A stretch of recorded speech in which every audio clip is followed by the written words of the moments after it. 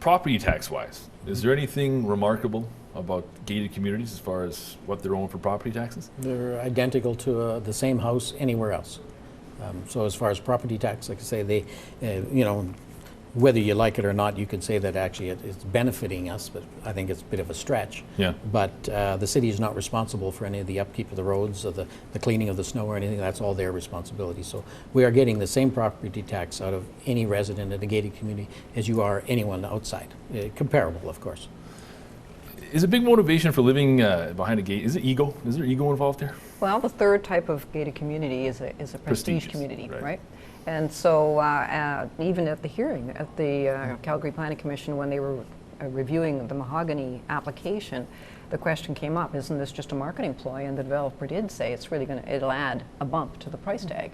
And it does, I guess, because some people like the thought of being in a gated community. Is there anything wrong with buying out of ego, though, really? Well, I hear a comment some people like. In my view, what's wrong with that? If that's what they want, And the fact is that these houses now are selling at 2 times the rate of any other style of house within mahogany. So there's that demand. And the other question is, do we offer a complete aspect of all market consumer choices?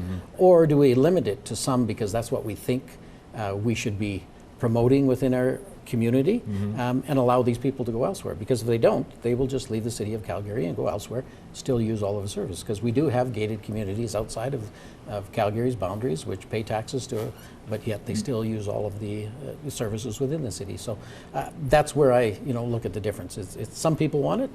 I see no harm in giving it to that choice, as long as, we're coming back to what I said at the beginning, it doesn't impede the rest of the community. So one of the issues that came up when the planning department put together the mahogany plan, and even before that when they had their rules that they put in place, was this whole idea of community being bigger, I think, than the community we're talking about, and the need for integration and the approach the city of Calgary was taking to try and encourage that. And for some reason, notwithstanding the fact that city council had said this is what we would like to see, and city council is elected by all of the people from all the different areas, the CPC went ahead and did something different and made an exception to allow this one to go through. So then that, like I said, the question for me is, what was so special about this one that we would actually say, forget what our mandate is, we're going to make an exception here. And I don't see it, other than just you've got 22 people who want to live here. And well, what you have to do is you have to look at someone in 2001, as you said, a group said, no, we don't want this. What their reasons were, we have no idea. Was there an issue? Was there a controversy? We don't know. They just made a decision to exclude a lifestyle, to exclude a consumer choice model. What CPC did is they looked at this one and they said, mahogany, and the statements were made at the same committee that we were talking about. If this was elsewhere, we wouldn't support it. But because of where it is and the fact that it does not affect, I'd say, the community lifestyle or the flow of the community, there should be no reason. In each application, it's a unique application. If you're willing to state at the onset, we don't care what the scenario is, you can't have it. I think you're missing the point of what that choice is and what actually makes a great community.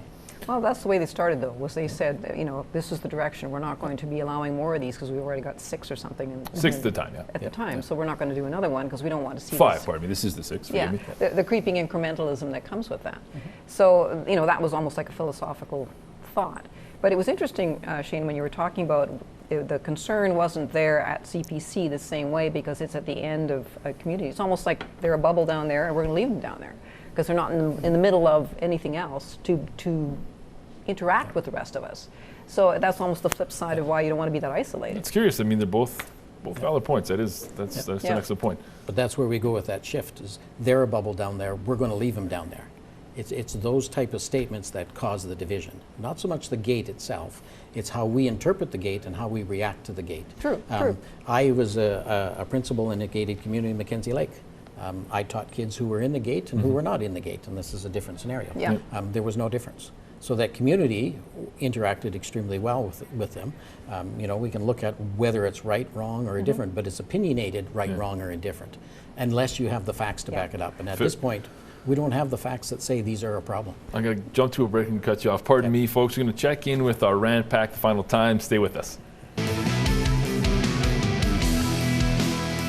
In regards to this so-called affluent island, I really don't see what the big deal is. If you've got the money and want to pay extra to do your own, to have somebody come in and do your own snow removal, lawn care, it's garbage removal, whatever you want to do, that's fine by me. I'd pay to have somebody mow my lawn if I could afford it. Why not?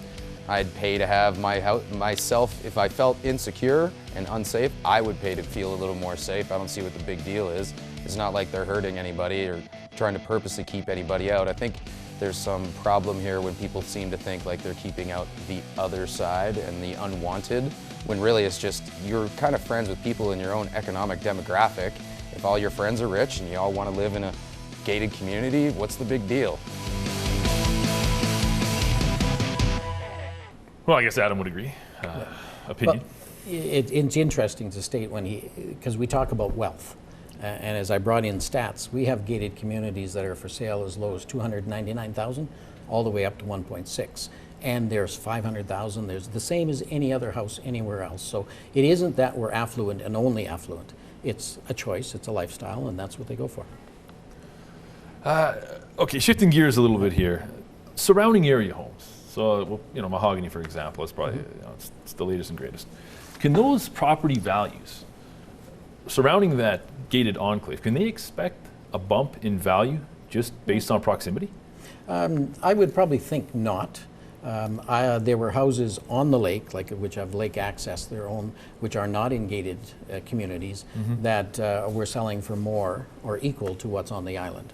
So, it's not that they have many styles. They have lake access where there's a large pathway where people can go, they're close to the lake.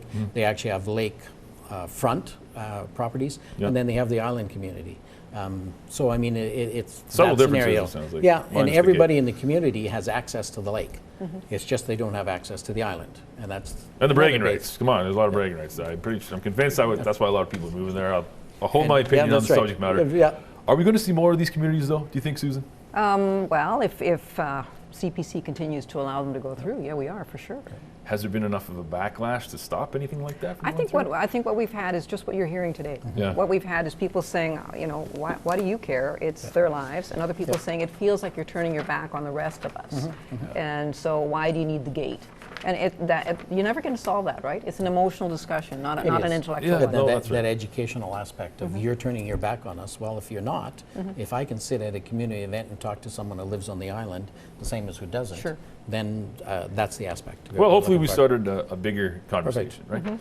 I want to close with a bit of a game here. It's a silly thing that we do from time to time. We're going to talk a bit about real estate around the world. Okay, so I'm going to ask you some questions. You can let me know, what you think the correct answer would be. First off, real estate-wise, what is North America's most expensive city? This one might surprise you, it might not. Which city do you think you're paying top dollar to live in? I would guess New York, because I've heard that's the worst place to retire. But fair assumption. Right. Yeah. Susan? San Francisco. You'd be surprised. It's Vancouver. Oh. It's Vancouver. The average price tag for a single detached home, $2.23 million. Yeah. Can you believe that? No. Wow, you talk about affluence. It's crazy. Yeah. I can only imagine. Okay, now, in this city, and I'll get you to try and name the city, an oblivious billionaire erected a 27-story, 400,000 square foot home with a $1 billion price tag, overlooking thousands who live in extreme poverty. I don't know if this rings a bell. Can you name the city that this happened in? Worldwide. You got to think global. It's in the Middle East. Yeah, and I would be guessing New Delhi is one of those. Oh, it's close. Yeah. Mumbai. The guy's name is Mukesh Ambani. He's the richest man in India. He's got the biggest house. Not a lot of couth. All right, this one has to do with homes. A bit silly, but bear with me. Brass doorknobs.